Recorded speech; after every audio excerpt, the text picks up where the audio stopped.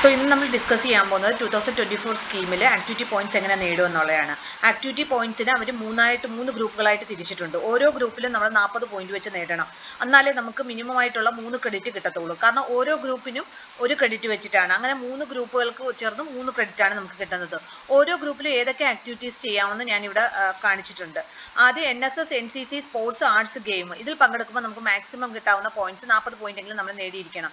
അതേപോലെ internship, TOEFL എന്ന് വെച്ചാൽ language, TOEFL, IELTS, GRE, valid gate score ഉണ്ട്, വർക്ക്ഷോപ്പ്, കോൺഫറൻസ്, പ്രൊഫഷണൽ ബോഡീസിന്റെ ആക്ടിവിറ്റീസ്, അതിനെല്ലാം കൂടി ചേർന്ന് നിങ്ങൾക്ക് ഒരു 40 പോയിന്റ് നേടാം. അതേപോലെ ജേർണൽ പബ്ലിക്കേഷനും സ്കില്ലിംഗ് സർട്ടിഫിക്കറ്റ്സ് ഉണ്ട്. അത് approval by the university is mandatory.